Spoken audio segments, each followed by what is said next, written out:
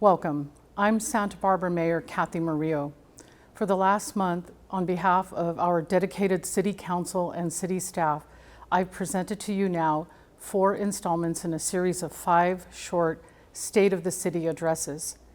This week, I'd like to update you on the city's actions responding to an urgent call to address institutionalized racism after the tragic death of George Floyd. He was killed by force of a police officer and his peers on Memorial Day in Minneapolis. Once again, a Black man died at the hands of a white police officer, and the nation rightfully wants action. Here at home, Black Lives Matter Santa Barbara issued a set of demands. Those demands have been embraced and formally approved by our council. They include that the city condemn police brutality and declare racism a public health crisis. Direct the Historic Landmarks Commission and urban historian to protect Santa Barbara structures that represent Black history and contribute to our city's identity. Our city staff and Black community members are already working on this effort, and our council is committed to expediting this request. Creation of a Citizens Review Board on police practices. Our city attorney's office is developing options for an oversight system that will create independent review of how the police department responds to complaints of misconduct and brutality. There will be a robust public discussion about how this function will work.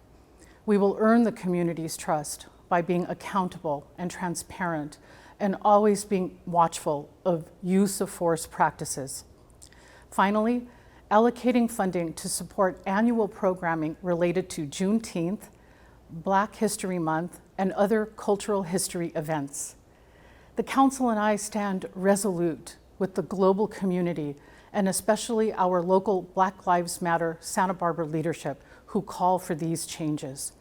We thank Black Lives Matter, especially Crystal Farmer-Sieghart and Simone Ruskamp, for their activism and commitment to uncovering institutionalized racism embedded in the fabric of our community. Black people have every right not to trust the systems in place. Because of your work, white supremacy and anti-Blackness will no longer be tolerated. The humanity of each person living in our city will be recognized and honored, and our city acknowledges the past harm committed to our Black community. In addition to meeting those specific demands, our council has asked staff to organize a future summit, which will initiate continuing community discussions, ensuring that our police department is responsive to community needs. For instance, when our officers meet a peaceful protest wearing riot gear, that does not engender trust, but rather causes harm. We will do better. We must do better. We will take that determination into our discussions about the budget. Our council is holding a budget hearing this very evening, and we will take care to allocate funds wisely and in the best interest of our residents, with the goal of making our world a better place. Beyond external community demands, the city looked internally to immediately bolster our human capital, our employees. Our city's Human Resources Division is in the process of creating a formal educational curriculum on tolerance and implicit bias that will be available quarterly. Additionally, City Human Resources will host regular seminars on supporting an inclusive culture and building community within our organization.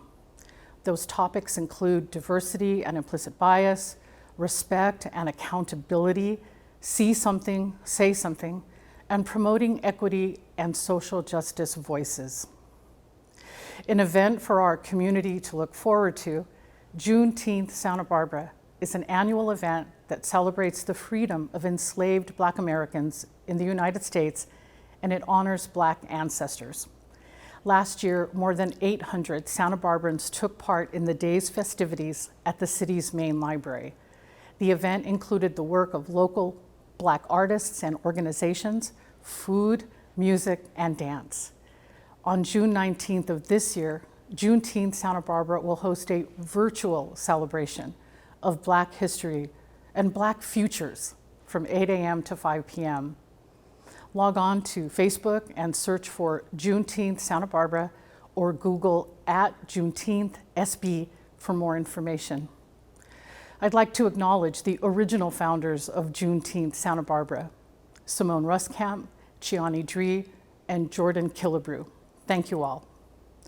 On that note of gratitude, I close with a wish for peace, freedom, and power for our Black community. And I call for commitment from everyone to dismantle racism at the personal level, in our workplaces, in our government institutions and schools, and in society at large. In honor of George Floyd, let's commit to the work ahead of us. Thank you.